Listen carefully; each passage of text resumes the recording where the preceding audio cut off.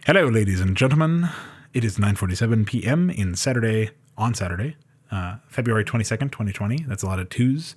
That's, in fact, 5 twos. And 5 is a sister to 3, so be careful about that. I did just accidentally push the start streaming button, so I'm a little flustered. Hope nobody got any notifications for that one. It's okay, all I was doing was going, so odds are you didn't even catch anything. Anyhow, it is indeed today, Saturday. And once again, we're doing these at the 11th hour before I go to bed. It's just how these DADCAWs have been. I keep thinking I'm going to do one on Wednesday or Thursday or something, but I don't ever have time. So let's take another look at what we were able to do this week. I actually just sat down the review for Ass of Duran.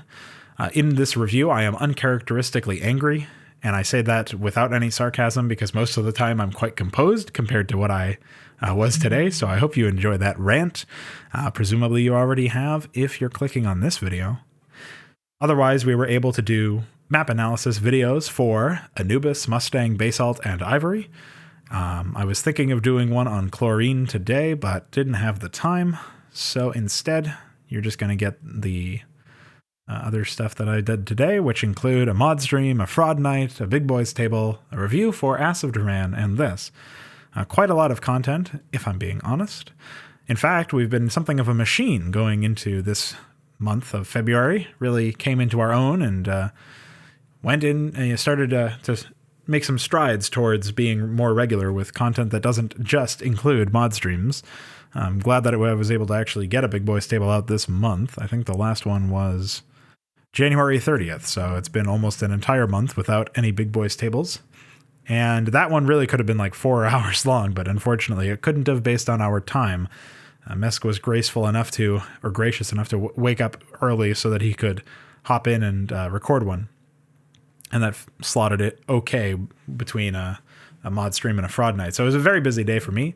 Saturdays actually almost never feel like days off from work because even though they are, I'm always doing a bunch of stuff. Like last week I had the family outing that I had to go with. It was a party and that came right in the way of a fraud night. So we ended up just canceling it for that week, which I don't really like to do because I do know some people just look forward to that as the time that they get to hang out with a bunch of people. But not that we needed that excuse to play Counter-Strike or anything else, but it tends to be a good excuse anyway. And I am, regretting the fact that we had to do that, but it's just one of those things that you got to deal with when your schedule is as hectic as mine.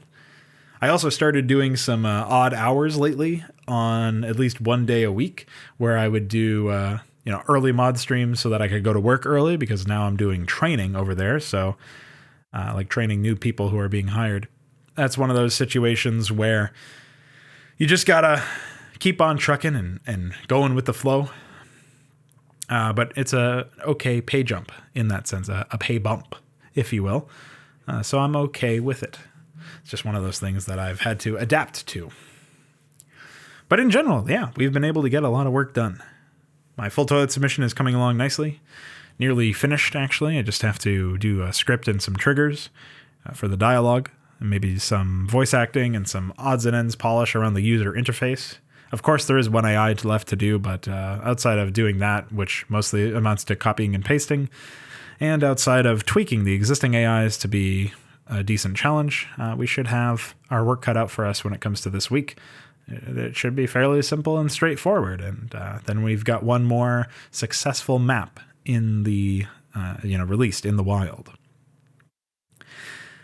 Unfortunately, I'm almost 100% certain that I'm not going to be able to get meaningful progress done on Stormborn until maybe the last couple of days of the month, but maybe even early March.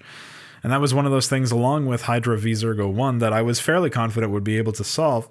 But unfortunately, we weren't able to figure out how to write Zerg AI properly until halfway through the month when I was working on my full toilet submission. So at the very least, the MapCrap map there has proven to be a valuable resource for practicing my work and honing my skills and doing some experiments that ended up positively affecting the other projects that I have. It's just that I haven't then found time to put those lessons into practice and actually get some progress on those maps. So hopefully before the end of the month, I can still make good on my promise to update Stormborn publicly and also release an update for one of the Hydra missions, be it a Terran 01 or Zerg 01. But if not, you can expect some of that stuff coming at you early March, because I won't have to worry about full toilet mod streams anymore. And then once those two things are done, I can comfortably slip into the public in consummate development that I've been looking forward to starting for a while, as well as studying up on programming during my downtime. I have a feeling that the programming stuff will probably replace the Counter-Strike map analysis videos once I go through a bunch of those maps. We're, I think, 3 maps away from doing all of the finalists, and then there's a small list of... actually, I could just open up my anal.txt that I have right here and look through. Oh, yes, we actually have 4. There's... or is there? I feel like I'm missing one. I guess not. Oh, yeah, I'm missing chlorine. That's the one I don't have in here. Anyway, so there's 5 left in the finalists, and then there's like 1, 2, 3, 4, 5, 6, 7. So we got 12 confirmed for that contest. 5 of them, or 7 of them being honorable mentions. And then there are 2 that I have a special place in my heart for, Iris and Sub-Zero, that I wanted to go through. Obviously, Sub-Zero was added to the game officially, but still one of those things that I would like to make a video on. And maybe I'll do some of the other maps by Effenpone, Crown, and Season. But that remains to be seen. I actually have played quite a number of custom maps even before doing these map analysis videos, so there is a considerable backlog I could rely on, but I imagine that after the MapCore maps are finished, the workflow for those videos, the rate at which I upload those, will slow to a crawl. Otherwise, I'll be reviewing literally everybody's map in the workshop at the rate that I'm going, where I'm doing 3 to 4 per week. There's not so many or I was going to say MapCore, then I was going to say MapCrap, custom maps for Counter-Strike that are worth analyzing, I don't think. At least I haven't found too many. But I might do some spotlight thing where every so often, maybe once a week or so, I pull up a map that I'm personally already familiar with, and I can just do a dry run of commentating and analyzing and giving feedback and sort of sharing it out there so people know what to look for, because discoverability is pretty low on the workshop in general. You kind of have to know what to search for, and even then I'm sure there's tons of maps that I haven't found while searching. The search system on the workshop is really bad, and I don't think Valve has any intentions of updating it, but that's just how it is, I guess. When you make a lot of money off of fucking microtransactions instead of actually doing anything, you can pretty much do nothing. Thanks, Valve. So, that being said, outside of railing against the corporate man and the corporatism that plagues the games industry, I guess I haven't really been doing that much out of character. The fact that we were able to complete Ass of Duran and I was able to sit down the review before the end of the week is pretty nice. And the fact that we got so much regular content out for the Counter-Strike stuff is pretty nice as well. I know some people are only here for Counter-Strike stuff, and some people are only here for Brood War stuff, and then there's some overlap in those crowds. I hope the Counter-Strike only guys don't mind the fact that their sub-feeds get, filled with non-Counter-Strike stuff. Obviously, they can just hide all of the videos they're not interested in, but I do know that that's a couple of clicks, and everybody knows how important clicks are in these dire times of the internet where everybody's very tired all the time. They can't move their fingers anymore. So, yeah, I get it. Believe me, I do. So, with that said, what are the plans for next week, and do I have any actual topics to discuss? So I think I'll piggyback off of the Big Boys Table topics in a second, because there are some things that I didn't really get to hash out completely. But we'll save that for a second, because I do got to talk a little bit about the plans for this coming week. So the plans for the last week of February, it is the last whole week. Like, we're going to end a week from today, the final day of February, because it is indeed a leap year. So we do get a 29th day. Very exciting stuff. We will end up getting a fair bit of work done on the full toilet submission, as previously mentioned, and hopefully we can close out at least one of the either Hydra or Stormborn maps, depending on what I feel like actually working on once my full toilet submission is done and dusted. And of course, on the 1st of March, I believe, if I'm not mistaken. Oh no, it may actually have to wait until like Tuesday because of my work schedule, which is the 3rd, because 3, of course. That may be the day that I do the map crap playthroughs. We will see. And that would be the point where, I guess I would allow for an optional extension on the map crap stuff or whatever, just the last couple of days to finish your shit and polish it off if necessary. Otherwise, just work on something else and enjoy the fact that you won. You don't have to work up until the 3rd because 3. So that's exciting. I'll post about that in the map crap channel though later on, just in case people who don't watch this can, they'll stay updated. Anyway, outside of messing around with that next week, I do want to figure out something to play when it comes to custom content, when it comes to actual games going forward. So Tuesday and Wednesday, those are the days that generally I'm available to do game streams that aren't Fraud Nights, obviously. I was able to make an exception last week because I was out until late, and then I came back and nobody was around for Fraud Night, so then I did some more Deus Ex. And then that was when we just decided that project was not going to get worked on anymore. That was a dead product. But I do have plans to work on a playthrough of The Alliance, which is a Brood War custom campaign by Ver Anus, famous for Liberation and Resurgence, and Palancron Concordance. Somehow I managed to remember his other 3. This is his earliest work, so I expect it to be the worst, and I don't think it's voice acted. Which is very unfortunate because Ver Anus has a distinctive voice, and whenever I hear it, I do get bizarrely happy. Just the idea that an anus is speaking to me, it seems rather novel. So I'm always happy about that. And remember, he is, of course, immortalized in our Discord server as the Overlord birth emoji. We are very happy about that. I still can't believe that's a fucking emote in my server. I can't believe I made that. That's really dumb. But, things are dumb here. So, that being said, we'll move on for a moment to talk a little bit about the CS maps that I plan on working on. Like I mentioned earlier, Chlorine is definitely one of them. Jingsheng has been requested by a very persistent individual from Europe, so I will be working on that at some point as well. So Jingsheng, Chlorine, and then I guess it's really just a toss-up. The last maps to work through are Mutiny, Mocha, and Graveyard from the finalists. Graveyard is another map similar to Ivory that I'm expecting I'll have a lot of negative things to say about it. Mutiny is certainly had a lot of effort put into it, but I don't know if the visuals ended up it's got wow factor, but for me that obviously rings hollow because I'm not a graphics guy. I'm not quite sure about its gameplay. I think it has some interesting ideas, so should be neat to go through. And at the very least, that's a map where I'm more interested in actually analyzing than compared to Graveyard. Mocha's, I think it's kind of similar to Basalt in terms of its stripped down looks in some respects, but I don't know if the gameplay is as solid as Basalt's is. So we'll have to wait and see. I have some initial takes on those. But anyway, I'm pretty sure we're going to stick with at least the bare minimum of 3 CSGO custom maps that I'm going to tackle is, like I said, Chlorine, Jingsheng, and I guess Mutiny. I'll commit to those 3. We'll see what else happens. So that all being said, is there anything else that I want to talk about related to the weekly plans? I don't think so. So, topic for an actual DADCAW. I didn't really talk about this, rather Mesk and I did not really discuss this to death when it comes to difficulty menus. I did make a special note to bring it up towards the end of the podcast in more detail than what we brushed past it a bit earlier on. But for me, difficulty menus present a problem for the developer and a problem for the consumer. So the developer has to understand that whenever they put in a difficulty slider, they are setting themselves up for some sort of failure.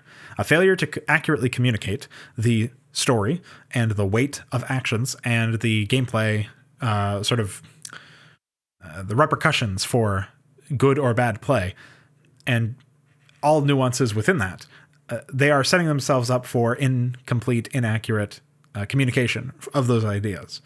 By which I mean, if you have a situation where an attack normally is a light attack that you can survive a lot of, but the difficulty slider is too high and it kills you early or kills you easily or does more damage than you might think otherwise, that is a very obvious example of just number tuning fucking with the communication, right? if you have a gameplay read, and it seems like a unit would only be doing a little bit of damage based on the gameplay read, and that is normally correct based on normal numbers, but a number scaler based on difficulty makes it deal a lot more damage.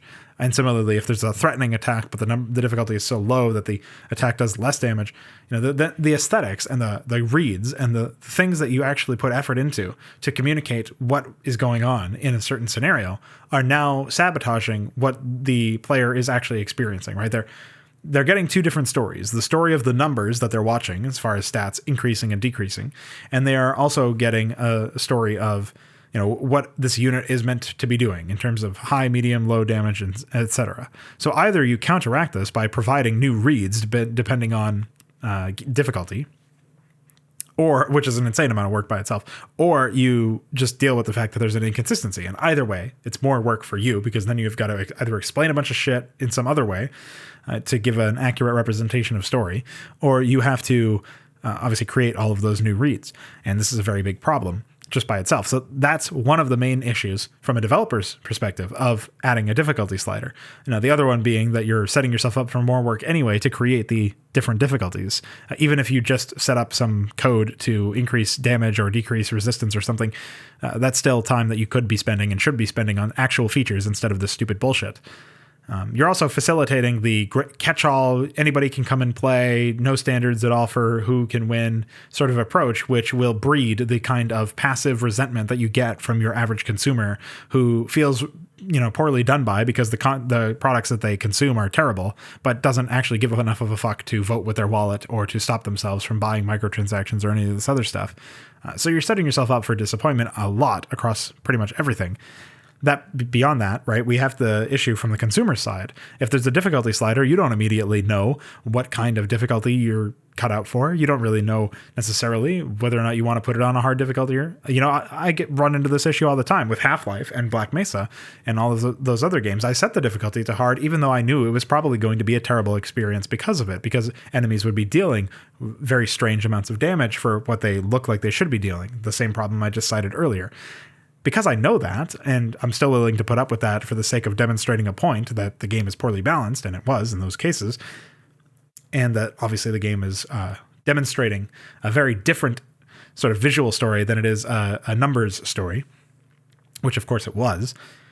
We then have to take a step back from that and say most people who are just playing games casually aren't going to know that, and so they're probably going to stay away from the hard difficulty slider, but still, they're still falling prey to the same issues. So the same things that you're trying to avoid as a developer, you are still throwing onto your customer anyway when you do decide to make a difficulty slider. And those are the same concerns from a different perspective that a consumer has when they see a difficulty slider. They don't know what they're actually meant to click. They don't know what they're actually meant to select. So one of the things that I was trying to do at some point is I was grappling with the idea of whether or not to include a difficulty slider in my campaign. Because people who were, I thought they were at least on par with my skill level, if not a little bit above, ended up telling me that my content was too hard for them. Part of this was because it required some map knowledge, and I knew what to expect, whereas they did not. So they could not express their skill the same way that I could, because I already knew what to expect to some degree. And of course, this is an actual legitimate complaint of poor design, but that's not really where they were coming from. They were simply saying it's too hard, and that's not very actionable difficulty or actionable feedback.